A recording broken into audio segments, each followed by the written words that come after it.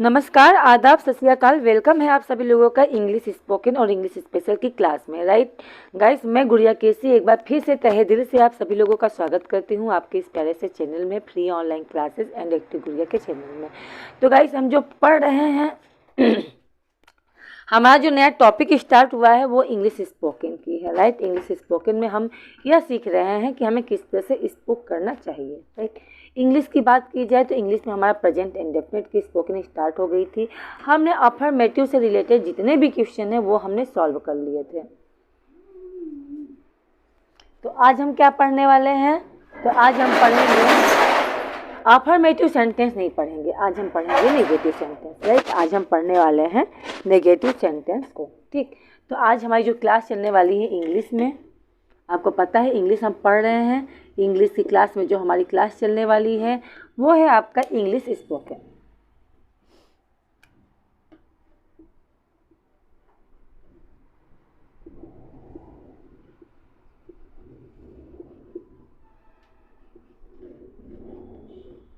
English spoken की बात की जाए तो प्रेजेंट इंडेफिनिट में आज हम सीखेंगे नेगेटिव सेंटेंस, यानी अफर्मेटिव से रिलेटेड जितने आपके क्वेश्चन थे वो लगभग हो चुके हैं। नेगेटिव सेंटेंस की बात की जाए तो यानी हम बात करने वाले हैं नॉट की, यानी ऐसे सेंटेंस पढ़ेंगे जिसमें नॉट का यूज किया गया होगा। ठीक है, एक बात याद रखना, नॉट का यूज हमेशा किसी भी सेंटेंस में नॉट का यूज करोगे तो नॉट हमेशा किसके साथ यूज होता है? तो हेल्पिंग वर्ब के साथ, यानी इसके साथ हेल्पिंग वर्ब जरूर यूज होगा। यानी सबसे पहले किसका यूज होता है? हेल्पिंग वर्ब, और हेल्पिंग वर्ब के साथ नॉट आता है। यानी अभी तक आपने जो पढ़ा है, अभी तक आपने ये पढ़ा है कि सब्जेक्ट होता है, V1 या V5 होता है, फिर ऑब्जेक्ट होता है। यही मैंने पढ़ाया था आपको इंग्लिश स्पोकन में, इतना ही पढ़ा था ना। लेकिन अब आपका आ जाएगा नॉट वाले क्वेश्चन। नॉट लगते ही ये आपका V1 तो रहेगा, V5 हट जाएगा, V5 का यूज नहीं करेंगे और यहाँ पे यूज होगा आपका हेल्पिंग वर्ब। यानी स्ट्रक्चर ये कहता है कि सब्जेक्ट होगा, ठीक है, प्लस हेल्पिंग वर्ब होगा। अच्छा, हेल्पिंग वर्ब क्या होगा? हेल्पिंग वर्ब होगा आपका या तो डू या तो डज, दो ही चीज़ होगा, या तो डू होगा या तो डज होगा। ठीक है, डू का यूज हम करेंगे प्लूरल वर्ड के साथ और डज का यूज करेंगे सिंगुलर के साथ। फिर इसके बाद हम यूज करेंगे नॉट, फिर इसके बाद यूज करेंगे V1 और फिर इसके बाद यूज करेंगे ऑब्जेक्ट का। ठीक है, ये रहेगा आपका स्ट्रक्चर। यानी इंग्लिश स्पोकन में प्रेजेंट एंड डेफिनिट पता ही है आपको, जिस सेंटेंस के लास्ट में ता ती ते तू के बाद क्या जाते हैं? हैं, हाँ, हूँ आदि शब्द आ जाते हैं, वो आपका प्रेजेंट इंडेफिनिट होता है ना। जैसे वह नाचता है, वह खाता है, मैं नाचता तो हूँ, मैं खेलता तो हूँ, मैं गाता तो हूँ।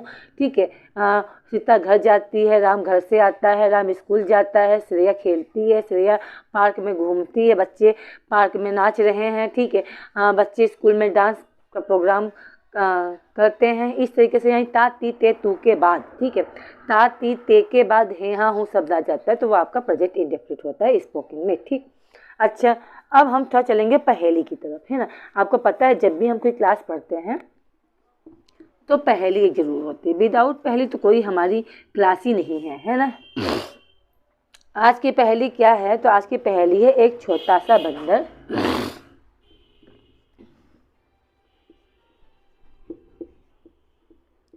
एक छोटा सा बंदर जो चले पानी के अंदर।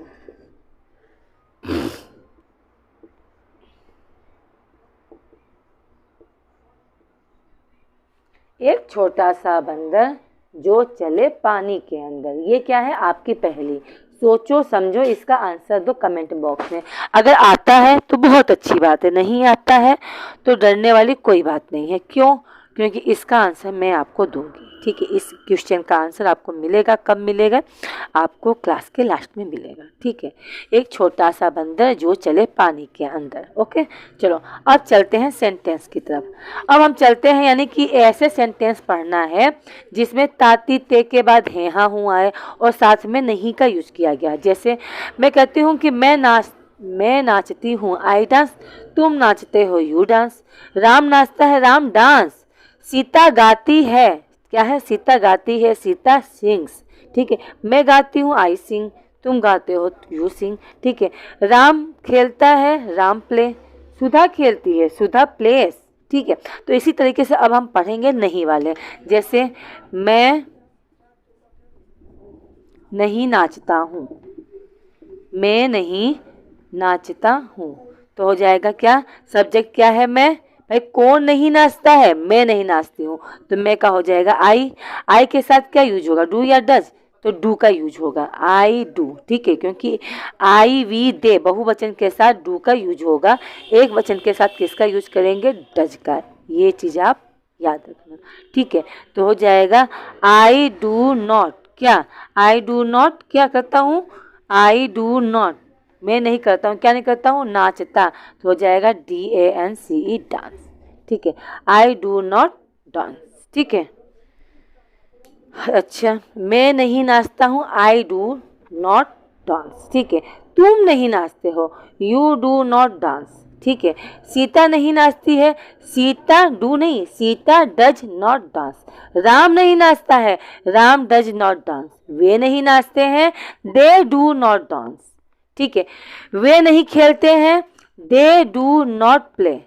वह नहीं खेलता है, ठीक है, वह नहीं खेलता है, he does not play. Ram नहीं खेलता है, राम डज नॉट प्ले, ठीक है। बच्चे नहीं खेलते हैं, चिल्ड्रेन डू नॉट प्ले, ठीक है। राम नहीं रोता है, राम डज नॉट क्या विप, ठीक है। राम नहीं चिल्लाता है, Ram does not cry. Sita नहीं गाती है, सीता डज नॉट क्या सिंग। इस तरीके से क्या होगा, आपका सेंटेंस बनेगा, ठीक है। और भी सेंटेंस लिखो। अब देखो मैं और भी चीज़ें करवा रही हूँ। मैंने कहा वह गाना नहीं गाता, ठीक है। मैंने कहा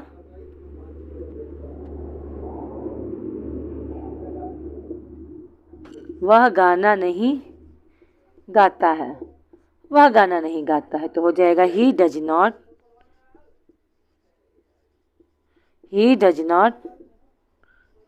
सिंग a song, he does not sing a song, वह गाना नहीं गाता है, he does not sing a song, ठीक है। आगे है हम नहीं खेलते हैं, जैसे मान लो हमने कहा हम नहीं खेलते हैं, हम नहीं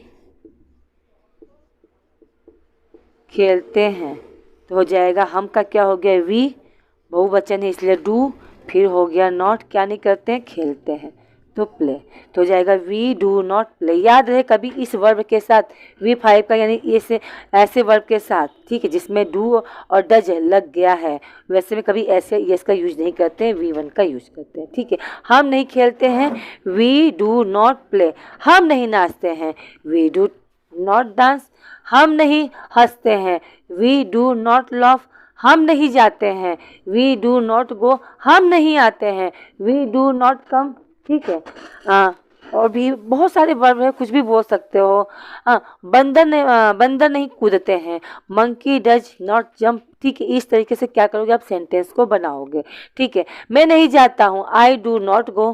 तुम नहीं जाते हो, यू डू नॉट गो, ठीक है। वह नहीं जाता है, ही डज नॉट गो, ठीक है, ही डज नॉट गो, क्योंकि ही क्या है, एक वचन है, इसलिए यहाँ पे डू का यूज नहीं होगा, किसका यूज होगा, डज का होगा, ही डज नॉट गो, ठीक है। अच्छा, अब थोड़ा चलते हैं बड़े बड़े सेंटेंस की तरफ। ये तो छोटे छोटे सेंटेंस हो गए, आई होप चीज़ें क्लियर हो रहेंगी। अब मैंने आपको एक सेंटेंस बताया है, इस पर आप 50 तो सेंटेंस बनाओ। वह गाना नहीं गाता, इस बनाओ। वह खाना नहीं खाता, he does not eat a food, ठीक है। वह खाना नहीं पकाता, he does not cook food, ठीक है। वह घर नहीं जाता, he does not go to, कहाँ, घर, हाउस, ठीक है। वह स्कूल से नहीं आता, ही डज नॉट कम फ्रॉम, कहाँ, स्कूल, ठीक है। वह लखनऊ से नहीं आता है, वह लखनऊ से नहीं आता है, तो ही does not come from Lucknow. इस तरीके से आप क्या कर सकते हो, 50 सेंटेंस बना सकते हो। एक सेंटेंस के आधार पर 50 सेंटेंस बनाओ नहीं, बल्कि इसे बोलो। जितना आप इसकी स्पोकन अच्छी होगी, जितना आप बोलोगे उतना क्या होगा, आपकी स्पोकन अच्छी होगी, ठीक है। हम नहीं खेलते, वी डू नॉट प्ले। तुम नहीं खेलते, यू डू नॉट प्ले। वे नहीं खेलते, they do not play. Ram नहीं खेलता है, Ram does not play. Sita नहीं खेलती है, सीता डज नॉट प्ले, ठीक है। बच्चे नहीं खेलते हैं, children does not play, children do not play, sorry does नहीं होगा, बहुवचन है ना तो हो जाएगा डू। ठीक है, इस तरीके से क्या करना है। अच्छा मैं आपसे बोलूँ कौन नहीं खेलता है, अगर मैं पूछूं आपसे कौन नहीं खेलता है तो आप क्या बताओगे। एक सेंटेंस देखो, मैंने कहा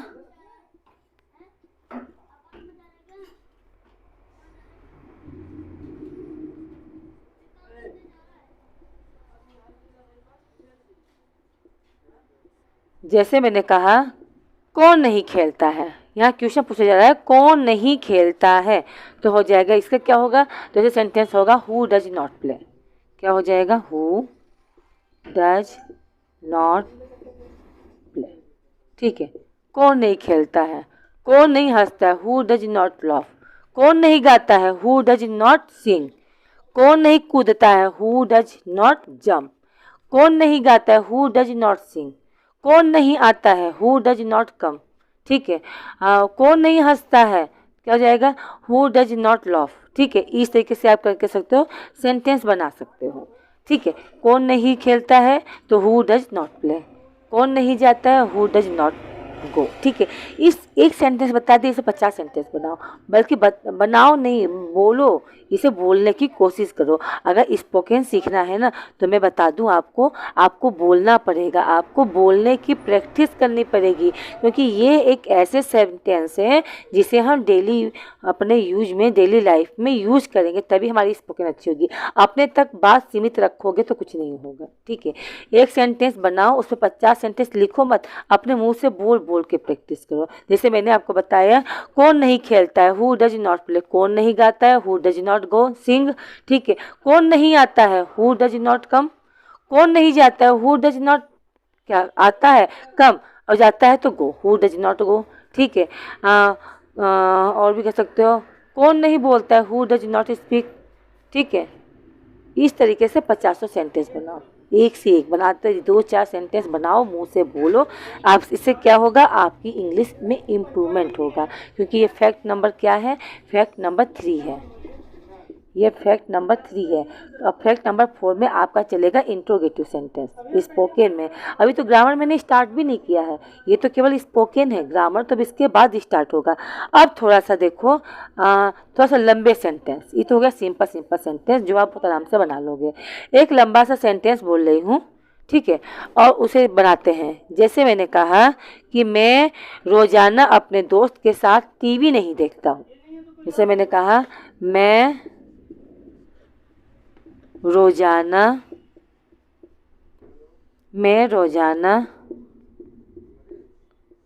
अपने दोस्त के साथ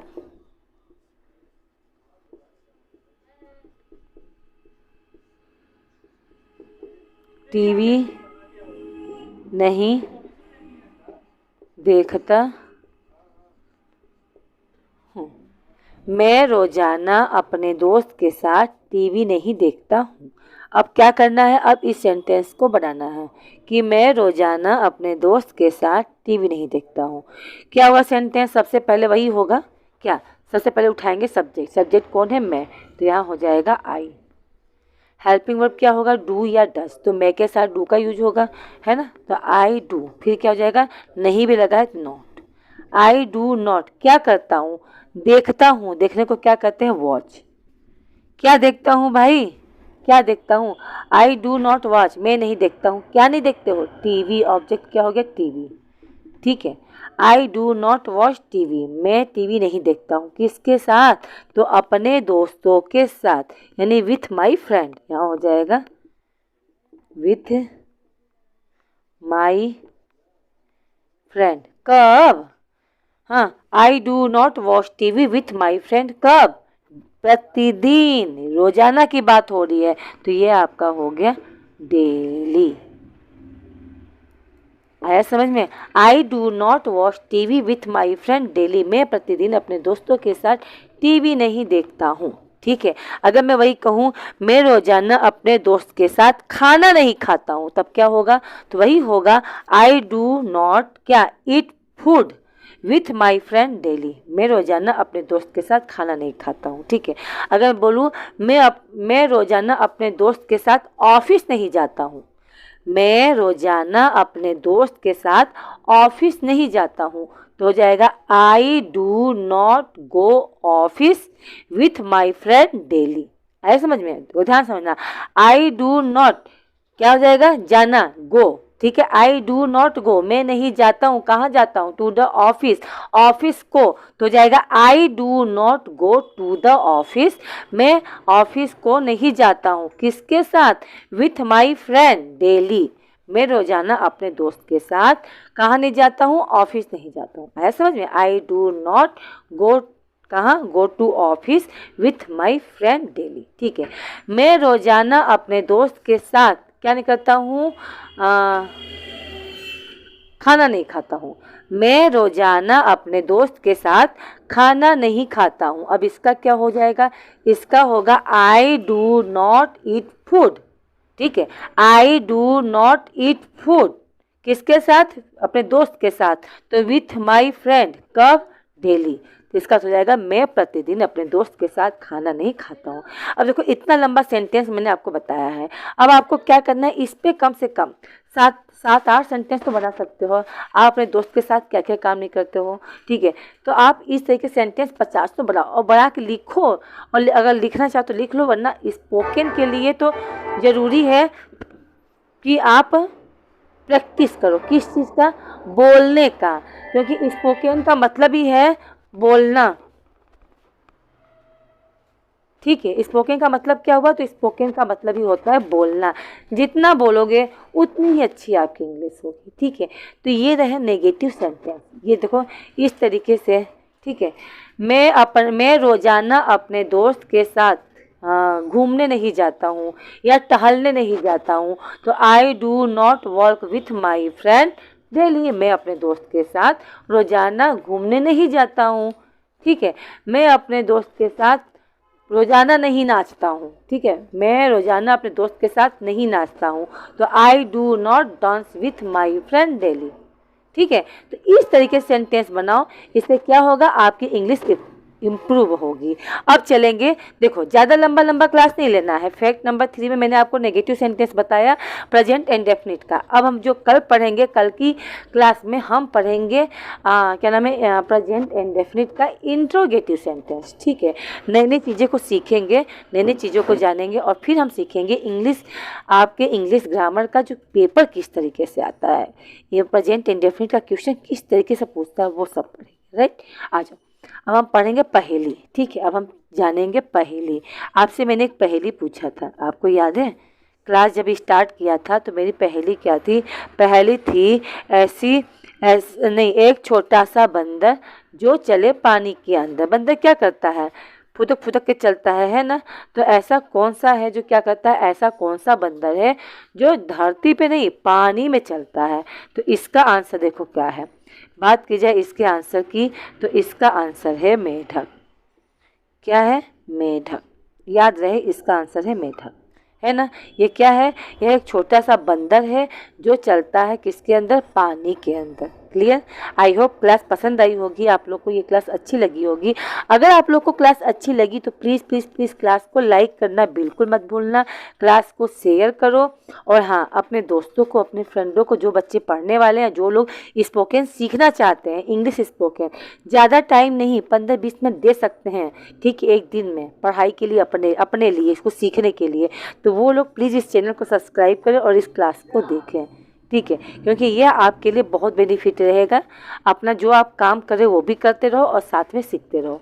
तो मिलते हैं नेक्स्ट क्लास में। तब तक क्लास को लाइक करना, शेयर करना, सब्सक्राइब करना। वीडियो को एक बार नहीं, 2 बार देखो, 10 बार देखो, और तब तक देखो जब तक समझ में नहीं आता है। कोई भी कमेंट्स हो, कोई भी पूछना हो तो आप कमेंट्स के थ्रू मुझसे पूछ सकते हो। मिलते हैं नेक्स्ट क्लास में। Take care to all of you. Bye, see you.